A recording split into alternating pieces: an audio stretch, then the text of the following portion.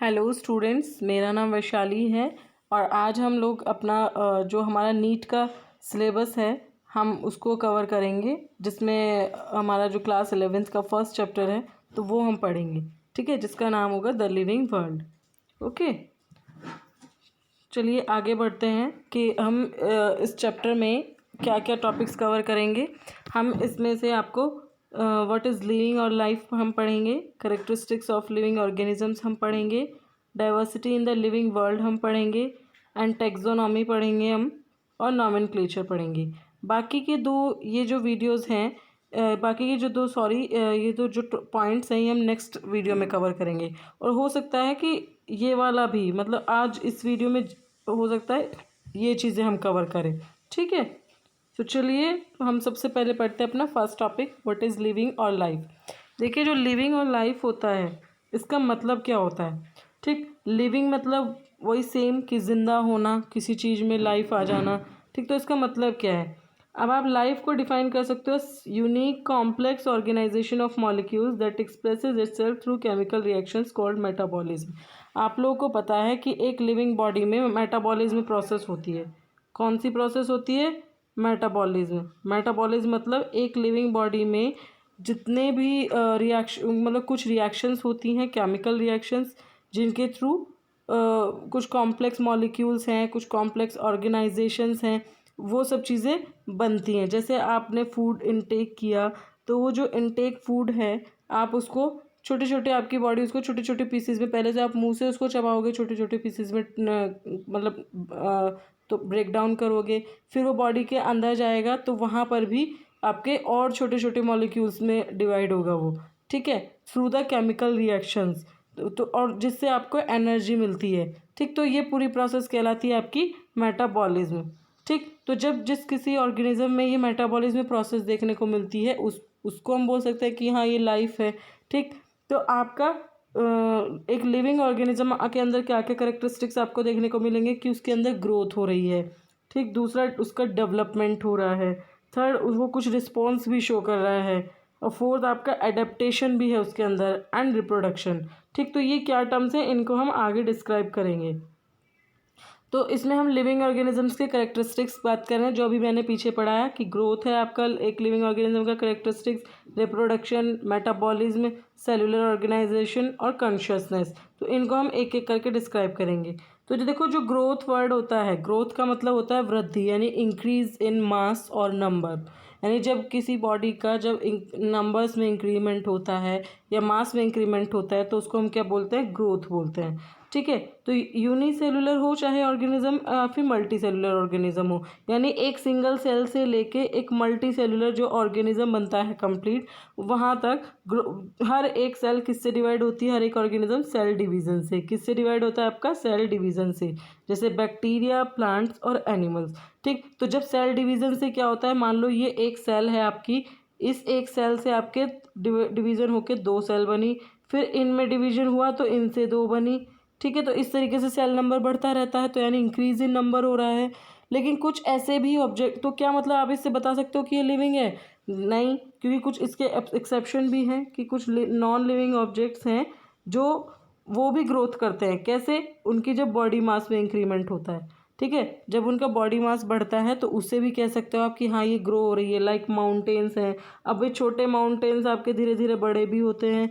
ठीक, अब मान लो छोटे छोटे यहाँ पे पत्थर्स पड़े हैं, अगर इस पे और पत्थर पड़ जाए और कंकड़ बजरी पड़ जाए तो यहाँ पे ये उसकी ग्रोथ हो जाएगी कि हाँ ये ग्रो हो गया है ना। कुछ रेत, अगर मान लो यहाँ पे थोड़ा सा रेत है तो उसमें और रेत डाल दोगे और रेत इकट्ठा हो जाएगा, तो हाँ ये समझो ये ग्रोथ हो रही है। तो इसलिए ये चीज़ आपकी जो ओनली एक ग्रोथ वर्ड है, ये चीज़ नहीं डिफाइन कर रही है कि ये लिविंग ऑर्गेनिज्म का कैरेक्टरिस्टिक है। इसीलिए कहा गया है कि growth is not a defining property of organism. Is that clear? फिर नेक्स्ट हम पढ़ते हैं रिप्रोडक्शन। यानी ये जो पांच कैरेक्टरिस्टिक्स हैं, जो आपके 5 कैरेक्टरिस्टिक्स है, ये हम इसलिए पढ़ रहे हैं ताकि हम बता सकें कि क्या ओनली एक कैरेक्टरिस्टिक के बेस पे, इनमें से किसी एक कैरेक्टरिस्टिक के बेस पे आप बता सकते हो कि ये ऑर्गेनिज्म लिविंग ऑर्गेनिज्म है, या फिर पांचों के ही कंट्रीब्यूशन है, तब आप बोल सकते हो कि ये एक लिविंग ऑर्गेनिज्म है या नॉन लिविंग है। ठीक, तो नेक्स्ट हम पढ़ रहे हैं रिप्रोडक्शन। रिप्रोडक्शन में क्या है कि is the ability to produce their young ones, यानी रिप्रोडक्शन एक ऐसी एबिलिटी है जो अपने जैसे यंग वंस को प्रोड्यूस कर सकती है। ठीक, टू टाइप्स का होता है ये, ए सेक्शुअल एंड सेक्शुअल। जो ए सेक्शुअल होता है, ए मीन्स एब्सेंट, ए मीन्स हो गया आपका एब्सेंट यानी जिसमें आपके सेक्स ऑर्गन्स एब्सेंट हो। ठीक, और सेक्शुअल मतलब जिसमें सेक्स ऑर्गन्स इन्वॉल्वमेंट हो, लाइक ह्यूमन बींग्स। ठीक है, जानिए जब सेक्स ऑर्गन्स इन्वॉल्व होते हैं, उनसे फ्यूजन होता है, तब आपका एक जाइगोट बनता है, फिर जाइगोट से एम्ब्रियो, तब आपका एक नया ऑर्गेनिज्म बनता है। और ए सेक्शुअल में क्या होता है कि सेक्स ऑर्गन्स एब्सेंट होते हैं, तो उसकी प्लांट बॉडी से या प्लांट पार्ट से या एनिमल में भी हो सकता है, ये केवल प्लांट्स में ही नहीं, तो किसी बॉडी के एक किसी भी एक पार्ट के कटने से एक नया पार्ट जनरेट हो जाता है, एक नया बॉडी जनरेट हो जाती है। ठीक, तो उसे एसेक्सुअल बोलते हैं। इन्हें भी हम आगे डिस्कस करेंगे जब हम इस टॉपिक पर, एक पूरा का पूरा ही चैप्टर है, तब हम इसको और डिटेल में पढ़ेंगे वहाँ पर। तो इन्होंने कहा कि there are many organism which do not reproduce. अब इन्होंने कहा कि ऐसे बहुत से ऑर्गेनिजम्स हैं जो रिप्रोड्यूस नहीं करते, जैसे म्यूल्स आपके होते हैं, खच्चर। ठीक, और स्टेराइल वर्कर बीज होती हैं, जैसे बी होती है ना मधुमक्खी, उसमें आपके एक मेल मक्खी होती है और एक महारानी होती है यानी क्वीन होती है, और वर्कर बीज होते हैं। तो जो वर्कर बीज होते हैं वो स्टेराइल होते हैं यानी वो रिप्रोडक्शन नहीं करते। और जो इनफर्टाइल ह्यूमन कपल्स हैं, यानी जो ह्यूमन कपल्स अपना बेबीज मतलब अपने यंग वंस प्रोड्यूस करने में सक्षम नहीं होते, तो उन्हें इनफर्टाइल ह्यूमन कपल्स कहा जाता है। ठीक है, तो क्या ये लोग लिविंग ऑर्गेनिजम्स नहीं हैं भाई? इनमें अगर रिप्रोडक्शन पावर नहीं है तो क्या ये लिविंग ऑर्गेनिज्म नहीं है ना ये लिविंग ऑर्गेनिज्म। इसलिए यहाँ पे बोल सकते हैं कि reproduction also can not defining property of living organism. Okay, फिर नेक्स्ट आपका आता है मेटाबॉलिज्म। अब मेटाबॉलिज्म हम क्या कहेंगे कि देखो जितने भी लिविंग ऑर्गेनिजम्स हैं वो केमिकल्स के बने होते हैं। आपकी एक बॉडी जो है वो केमिकल्स से बनी होती है, इसीलिए आप देखते हो कि अगर बॉडी में संतुलित आहार भी जाएगा या कुछ एबनॉर्मल चीज़ें जाती हैं बॉडी में तो तुरंत रिएक्शन हो जाती है। ठीक, क्योंकि आपकी बॉडी ऑलरेडी केमिकल रिएक्शंस कर रही होती है। ठीक है, ताकि आपकी बॉडी में इक्विलिब्रियम बनी रहे। तो the sum total of all the chemical reaction, तो यानी जो ह्यूमन बॉडी में या जो एक लिविंग बॉडी में जितनी भी केमिकल रिएक्शंस होती हैं उन सब का टोटल क्या कहलाता है? आपका मेटाबॉलिज्म। और इसलिए हम बोल सकते हैं कि metabolism is defined feature of living organism, क्योंकि मेटाबॉलिज्म आपका लकड़ी में नहीं हो सकता, ठीक है, आपके गेट में नहीं हो सकता, आपकी दीवारों में नहीं हो सकता, ये एक लिविंग ऑर्गेनिज्म में ही देखने को मिलता है, इसलिए ये लिविंग ऑर्गेनिज्म का ही डिफाइंड फीचर है। ठीक है, फिर नेक्स्ट हम पढ़ते हैं सेलुलर ऑर्गेनाइजेशन। अब देखो जो एक बॉडी है यानी ये जो एक कंप्लीट ह्यूमन बीइंग बना है, ये जो एक कंप्लीट ऑर्गेनिज्म बना है, ये किससे बना है? एक सिंगल सेल से बना है। किससे बना है? मतलब शुरुआत कहाँ से हुई? सिंगल सेल से नहीं बना तो ये मल्टी सेलुलर है यानी बहुत सारी सेल से मिलकर बना है, लेकिन शुरुआत कहाँ हुई? एक सिंगल सेल से शुरुआत हुई। कहाँ से हुई बननी? एक सिंगल सेल से। और उस सिंगल सेल की शुरुआत कहाँ से हुई बननी? एक एटम से। ठीक, एटम हुए, एटम से मिलकर बना मॉलिक्यूल, मॉलिक्यूल से मिलकर बने मैक्रोमॉलिक्यूल, मैक्रोमॉलिक्यूल से बने ऑर्गेनिल, ऑर्गेनिल लाइक माइटोकॉन्ड्रिया, आपके गोल्जी कॉम्प्लेक्स और आपका एंडोप्लाज्मिक रेटिकुलम, आपका न्यूक्लियस, ये सब, और सेल मेम्ब्रेन, ये सब चीज़ें होती हैं ऑर्गेनिल जो कि एक सेल को कंप्लीट करती हैं। तो ऑर्गेनिल से मिलकर बने आपके सेल ऑर्गेनिल्स या सेल्स बोल सकते हैं हम, सॉरी। और ग्रुप ऑफ सेल से मिलता है आपका टिश्यू बनता है, और ग्रुप ऑफ टिश्यू से आपका ऑर्गन बनता है जो कि सेम फंक्शन करते हैं, और ग्रुप ऑफ ऑर्गन से मिलकर बनता है एक पूरा का पूरा ऑर्गन सिस्टम, और ग्रुप ऑफ ऑर्गन सिस्टम से बनकर बनता है एक पूरा का पूरा होल ऑर्गेनिज्म। ठीक है, तो इसलिए हम बोल सकते हैं कि ये एक डिफाइंड फीचर है। सेलुलर ऑर्गेनाइजेशन क्या है? एक डिफाइंड फीचर है। ठीक है, समझ में? यानी इसके आधार पर आप एक लिविंग ऑर्गेनिज्म को डिवाइड कर सकते हो। ठीक है, फिर नेक्स्ट आता है आपका कॉन्शियसनेस। कॉन्शियसनेस क्या होता है? देखो कॉन्शियसनेस मतलब होता है कि ability to sense the surrounding environment, यानी जो अपने चारों ओर के इन्वायरमेंट है उसे आप सेंस कर पाते हो। सेंस मतलब अपने आपके पास कितने 5 सेंस ऑर्गन्स होते हैं, लाइक ईयर्स, नोज, स्किन और आइज़, है ना, और टंग, ये आपके 5 सेंस ऑर्गन्स हैं। इनका यूज़ करके आप अपने सराउंडिंग इन्वायरमेंट में जो भी घटनाएं होती है उन्हें आभास कर पाते हो। ठीक, और फिर उनके प्रति आप रिस्पॉन्ड भी कर पाते हो। क्यों? क्योंकि आपकी बॉडी में न्यूरॉन सिस्टम है जो कि रिस्पॉन्स पैदा करता है। ठीक, इन्वायरमेंट स्टिमुलाई के, तो उसे हम कॉन्शियसनेस कहते हैं, जो कि आप रिस्पॉन्ड करते हो। जैसे एक और ये सिर्फ एक लिविंग बॉडी का ही फीचर है। एक सेल हो सकती है, प्लांट हो सकता है, एनिमल हो सकता है, ह्यूमन बीइंग हो सकता है। ठीक, तो when human is concerned a very well developed nervous system, तो जब एक ह्यूमन बीइंग में एक अच्छे वेल डेवलप्ड नर्वस सिस्टम होगा और supreme level of skill of communication होगी, यानी बोलने की क्षमता किस में है, सिर्फ ह्यूमन बीइंग्स में ही है, जो अपने विचारों को दूसरे के सामने शो कर सकता है, शब्दों के रूप के थ्रू बता सकता है, तो उसे हम सेल्फ कॉन्शियसनेस कहते हैं। क्या कहते हैं? सेल्फ कॉन्शियसनेस कहते हैं। और जब किसी ऑर्गेनिज्म में ये एबिलिटी ख़त्म हो जाती है, तब वो आपको उसको एक डिसीज़ हो जाती है, लाइक कोमा, उसे हम क्या कहते हैं? कोमा। ठीक है, तो तो इसलिए हम कॉन्शियसनेस को क्या कह सकते हैं कि ये एक डिफाइंड फीचर है किसका? एक लिविंग ऑर्गेनिज्म का, यानी इसके बेस पर आप एक लिविंग ऑर्गेनिज्म को आइडेंटिफाई कर सकते हो। ठीक, तो फिर हम नेक्स्ट हम पढ़ते ही, तो ये थे आपके 5 characteristics of a living organism, जिसके बेस पर आप एक लिविंग ऑर्गेनिज्म को बता सकते हो कि ये लिविंग ऑर्गेनिज्म है। तो फर्स्ट हम पढ़ते हैं फिर इसके बाद हम पढ़ते हैं diversity in the living world, कि जो आपका लिविंग वर्ल्ड है, यानी ये जो पूरा एक लिविंग संसार है जो जीवों से भरा पड़ा है, तो उसका डाइवर्सिटी मतलब क्या है? डाइवर्सिटी मतलब कि उसमें अलग अलग तरह के जीव रहते हैं। ठीक है, वेरिएशंस मिलती हैं अलग अलग तरह के, तो उसे हम डाइवर्सिटी कहते हैं। और क्योंकि हम ऑर्गेनिजम्स में वेरिएशन देख रहे हैं, यानी लिविंग ऑर्गेनिजम्स में देख रहे हैं, तो इसलिए हम उसे बायोडाइवर्सिटी कहते हैं। क्या कहते हैं? बायोडाइवर्सिटी। तो यानी नंबर ऑफ स्पीशीज़ जो कि नॉन है और स्टडीड किए जा चुके हैं, तो वो कितनी है? 1.7 to 1.8 मिलियन ऐसी स्पीशीज़ हैं जो आइडेंटिफाइड हैं और स्टडीड हो चुके हैं। ठीक है, फिर इसी में हम पढ़ते हैं टेक्सोनॉमी एंड सिस्टमैटिक्स। देखो ये दोनों टर्म्स बहुत इंपॉर्टेंट हैं और रिलेटेड भी हैं। तो टेक्सोनॉमी क्या है? एक साइंटिफिक स्टडी है किसकी?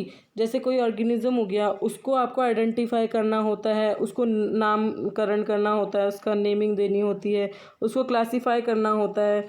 ठीक, ग्रुप ऑफ बायोलॉजिकल ऑर्गेनिजम्स, ठीक है, classifying groups of biological organisms करना होता है, उसकी कुछ कैरेक्टरिस्टिक्स देखकर। तो जो इन सब की स्टडी है एक ऑर्गेनिज्म की, वो किसके अंदर आती है? टेक्सोनॉमी के अंदर आती है। मान लो मैंने एक प्लांट लिया, मुझे नहीं पता कि इस प्लांट का क्या नाम है। ठीक है, तो पहले मैं उसके कुछ जो उससे मिलता जुलता प्लांट होगा, पहले मैं वो देखूंगी, उसके कुछ कैरेक्टरिस्टिक्स देखूंगी कि मान लो दूसरे प्लांट में जैसी लीफ है ऐसी इसमें लीफ है, तो मैं उसके कुछ कैरेक्टरिस्टिक्स पढ़ूंगी, उसके बेस पे मैं उसको डिफाइन करूंगी, फिर उसके बेस पे मैं उसको नामकरण दूंगी। ठीक, तो वो सब जो स्टडी हम करते हैं वो टेक्सोनॉमी के अंदर करते हैं। और सिस्टमैटिक्स में भी हम यही काम करते हैं, लेकिन बस थोड़ा सा अंतर है कि इसमें हम इवोल्यूशनरी हिस्ट्री देखते हैं, हम उस ऑर्गेनिज्म का पास्ट देखते हैं। इवोल्यूशनरी जो अब से कई साल पहले इवोल्यूशन हुआ होगा उसका, तो वो हिस्ट्री हम देखते हैं किसमें? सिस्टमैटिक्स में, वो सब स्टडी करते हैं। ठीक, तो जो टर्म टेक्सोनॉमी है वो आपकी कैरोलस लीनियस ने दी थी, जो कि मतलब एक फादर ऑफ टेक्सोनॉमी भी कहा जाता है इनको। कैरोलस लीनियस को क्या कहा जाता है? फादर ऑफ टेक्सोनॉमी भी कहा जाता है। इंपॉर्टेंट है, क्वेश्चन पेपर में पूछ लिया जाता है ये। और इन्होंने एक बुक भी लिखी थी जिसका नाम था सिस्टेमा नेचुरी।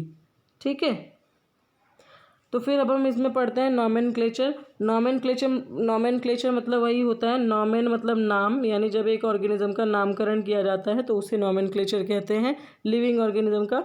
तो इसमें 2 तरह के नाम होते हैं, एक तो वर्नेक्युलर और एक साइंटिफिक नेम। वर्नेक्युलर नेम होता है आपका लोकल नेम, जो लोगों के द्वारा दिया जाता है, लोकल पीपल के द्वारा। ठीक है, जैसे मेंढक है, अब मेंढक को साइंटिफिक लैंग्वेज में तो क्या कहते हैं? राना टिग्रीना कहते हैं, RANA टिग्रीना, राना टिग्रीना कहते हैं। और हो सकता है इस मेंढक का नाम कहीं और कुछ और हो। ठीक है, तो ये सब अलग अलग नाम होते हैं। और साइंटिफिक नेम और वर्नेकुलर नेम में तो ये होता है कि एक प्लेस के कोई एरिया है, उस एरिया में जो वहाँ के लोग बोलते हैं उस जीव का नाम या किसी भी चीज़ का, तो उसे हम वर्नेकुलर बोलेंगे। और साइंटिफिक नेम जो एक साइंटिस्ट द्वारा दिया जाएगा और पूरे ऑल ओवर इंडिया में पहचाना जाएगा। जैसे राना टिग्रीना एक साइंटिफिक नेम है, पूरे ऑल ओवर इंडिया में फ्रॉग को इसी नाम से जाना जाता है। ठीक है, तो जिसमें कोई चेंजेस नहीं होते। साइंटिफिक नेम्स किस पर बेस्ड होते हैं? कुछ एग्रीड प्रिंसिपल्स होते हैं, कुछ क्राइटेरिया होते हैं, उनके बेस पर साइंटिफिक नेम्स को 2 पार्ट्स में मतलब 2 उसमें रखा गया है, ICBN और ICZN। ICBN मतलब होता है Indian council of Indian code for botanical nomenclature, और ICZN होता है Indian code for zoological nomenclature. ठीक है, तो ये ऐसे वो हैं जिसमें ICBM में तो प्लांट्स के नाम लिखे जाते हैं साइंटिफिक, और ICZN में एनिमल्स के साइंटिफिक नेम्स लिखे जाते हैं। ठीक है, तो फिर इसमें हम पढ़ते हैं बायनॉमियल नॉमेनक्लेचर। बायनॉमियल, बाय का मतलब है टू, जो आपका यहाँ पे ये जो बाय है, बाय का मतलब है टू, यानी जब किसी ऑर्गेनिज्म को टू नेम्स दिए जाते हैं तो उसको हम बायनॉमियल नॉमेनक्लेचर कहते हैं। ये भी कैरोलस लीनियस ने ये वाला सिस्टम पहली बार यूज़ किया था, और जितना भी टैक्सोनॉमी में काम होता है वो सब लीनियस का होता है। लीनियस ने purpose scientific names of plants, Linnaeus ने कुछ मतलब एक बुक लिखी थी स्पीशीज़ प्लांटेरम, उसमें उन्होंने साइंटिफिक नेम्स लिखे थे प्लांट्स के, ठीक है। और हर साइंटिफिक नेम के दो पार्ट होते हैं, एक स्पेसिफिक एपिथेट और एक जेनेरिक। पहला जेनेरिक होता है, फिर स्पेसिफिक एपिथेट होता है। लाइक आपका मैंगो यहाँ दिया हुआ है, ठीक है, लाइक एग्जांपल इन्होंने मैंगो दिया और उसका साइंटिफिक नेम है मैंजीफेरा इंडिका, ठीक। तो इसके भी कुछ जो फर्स्ट वाला ये होता है मैंजीफेरा जो है ये है आपका जेनस, जिसको हम जेनेरिक बोल रहे हैं ना, जीनस, ठीक है। तो जो आपका ये फर्स्ट है वो हमेशा याद रखना साइंटिफिक नेम दो पार्ट से मिलकर बना है, जीनस और स्पीशीज से। तो जो फर्स्ट वाला वर्ड होगा वो जीनस होगा और जो लास्ट वाला पार्ट होगा वो क्या होगा, स्पीशीज होगा, ठीक है। और हमेशा ये भी इसके कुछ रूल हैं बायनॉमियल नॉमेनक्लेचर के, जिसमें से फर्स्ट वाला मैंने आपको बता दिया। सेकेंड रूल ये है कि जो कैपिटल वर्ड, फर्स्ट वर्ड का जो लेटर होगा फर्स्ट वाला, तो वो होगा कैपिटल, जैसे एम कैपिटल लेटर में लिखा गया है यहाँ पे, ठीक है। और जो आपका स्पीशीज़ का फर्स्ट वर्ड होगा वो आपका स्मॉल लेटर में लिखा जाएगा, दूसरा कैरेक्टर। तीसरा कैरेक्टरिस्टिक ये है कि दोनों वर्ड्स आपको अलग अलग अंडरलाइन करने होंगे, जो कि मैंने कर रखे हैं। दोनों वर्ड्स को अलग अलग अंडरलाइन करने होंगे। थर्ड कैरेक्टरिस्टिक है कि दोनों वर्ड्स इटैलिक्स में लिखे गए होंगे, यानी तिरछे लिखे जाएंगे। अगर आप तिरछे नहीं लिख रहे हो तो अंडरलाइन तो अलग अलग ज़रूर करना है दोनों को, अदरवाइज़ ये गलत हो जाएगा, ठीक। और पांचवा ये भी है कि अगर कोई साइंटिफिक, मान लो कभी कभी क्या होता है कि जैसे मैंजीफेरा इंडिका है, यहाँ पे थोड़ा एक गलत हो गया, कैपिटल एम है, ये स्मॉल ना होके मैंजीफेरा इंडिका के बाद LINN है। इस LINN का मतलब है लीनियस। क्या है इसका मतलब, लीनियस, यानी ये नाम लीनियस ने दिया है। अब मैंने यहाँ देखो ये चीज़ फॉलो कर रखी है कि इटैलिक्स में मैंजीफेरा इंडिका लिखा हुआ है, बट मैंने यहाँ अंडरलाइन नहीं किया हुआ है, तो ऐसे चल जाता है, ठीक है। ऐसे आपके मार्क्स नहीं कटते। लेकिन अगर आपने सीधा लिखा है और अंडरलाइन नहीं किया है तो आपके पूरे के पूरे मार्क्स कट जाएंगे। तो ये था हमारा बायनॉमियल नॉमेनक्लेचर, ठीक है बच्चों। आई होप आपको ये टॉपिक समझ में आया होगा। और जो आपका ये वाला जो क्लास है हम इसको यहीं ख़त्म कर रहे हैं। इसके बाकी के 2-3 टॉपिक्स बचते हैं, वो हम नेक्स्ट क्लास में कराएंगे, ठीक है। तो कुछ भी डाउट है अगर, तो वो मुझे आप कमेंट सेक्शन में पूछिएगा, आपको आंसर ज़रूर मिलेगा। कोई भी प्रॉब्लम होगी या कुछ भी इम्प्रूवमेंट करना है, कोई भी छोटा मोटा जो भी आपको लगे, मुझे बेझिझक होकर आप फीडबैक दीजिए, तो I will definitely help you. And अगर कुछ कमी होगी तो मैं आप इम्प्रूव भी करूँगी। ओके स्टूडेंट, तब तक आप इसको प्रिपेयर कीजिए। प्रीवियस कुछ भी समझ ना आया हो तो आप वीडियो को दोबारा से शुरू से भी देख सकते हैं। जो भी डाउट होगा पूछिएगा, ठीक है। तो thank you students, bye bye.